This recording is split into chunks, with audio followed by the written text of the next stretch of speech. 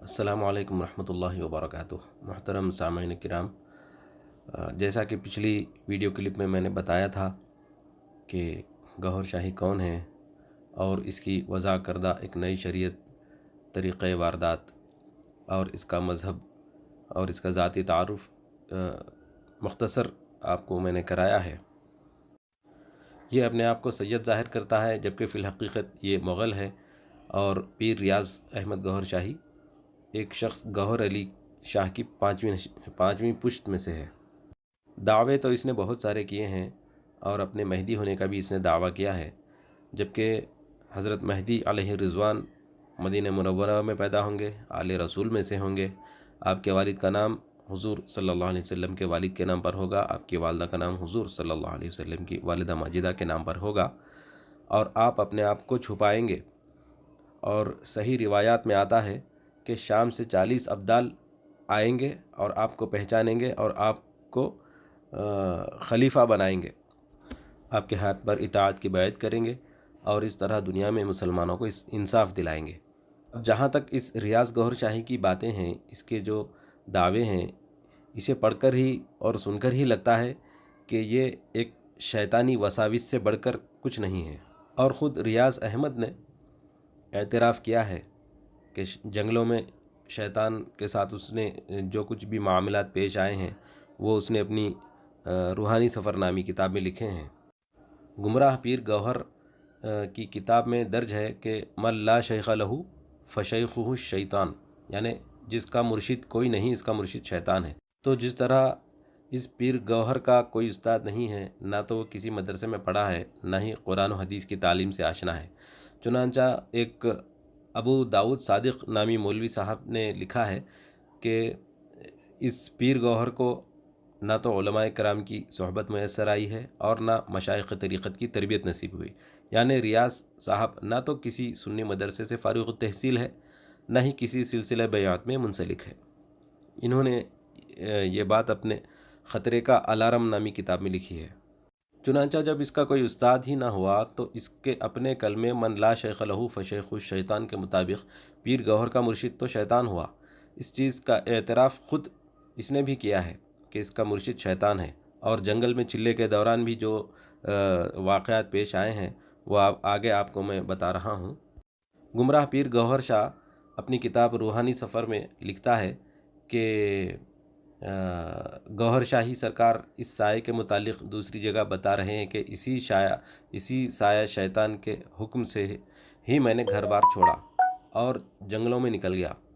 اس کی منظر کشی کرتے ہوئے گوہر شاہی لکھتا ہے کہ تقریباً 1 سال بعد اس سائے نے حکم دیا، اب تزکیہ نفس کے لیے 3 دن کے اندر اندر دنیا چھوڑ دو۔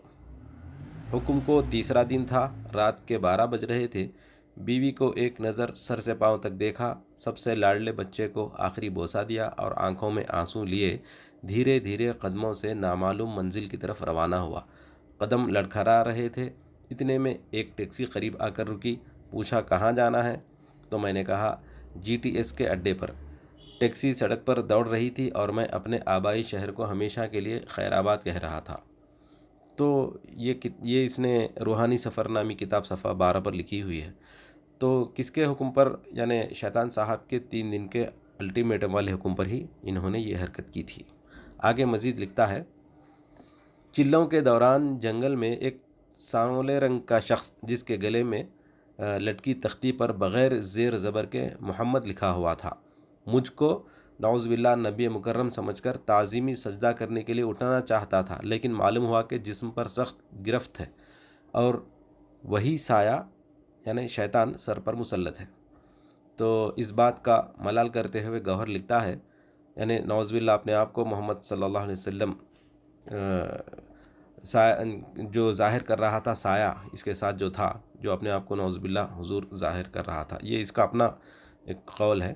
تو یہ کہتا ہے کہ قدم بوسی کا لمحہ گزر گیا، یعنی دل میں سخت ملال ہے اور اس سائے پر بڑا غصہ آ رہا ہے۔ جی چاہتا ہے کہ سائے کو خوب گالیاں بکوں، لیکن یہ بھی خیال آتا ہے کہ اس سے ہدایت بھی ہوئی ہے تو خون جگر پی کر رہ جاتا ہوں۔ روحانی سفر صفحہ نمبر 21 پر یہ بات مذکور ہے۔ اور آج تک شیطان ہی پیر گوہر کی رہنمائی اور ہدایت کا فریضہ باقاعدگی سے انجام دے رہا ہے۔ گوہر شاہی سرکار کئی جگہوں پر اپنے مرشد اور استاد شیطان لعین کی تعریف و توصیف کرتے نظر آتے ہیں۔ وہ ثابت کرتے ہیں کہ شیطان اب بھی اللہ کی عبادت کرتا ہے، جبکہ اس مردود کا اصل کام عبادت میں خلل ڈالنا اور عبادت سے روکنا ہے۔ لیجئے گوہر شاہی سرکار اپنے دوست شیطان کی خوبیاں بیان کر رہے ہیں۔ ایک نمونہ خط ملاحظہ ہو، وہ کہتے ہیں کہ شیطان کا ذکر آیا تو سرکار نے فرمایا کہ شیطان کی ایک خوبی یہ ہے کہ وہ لوگوں کو گناہ میں لگاتا ہے لیکن خود کبھی شامل نہیں ہوتا۔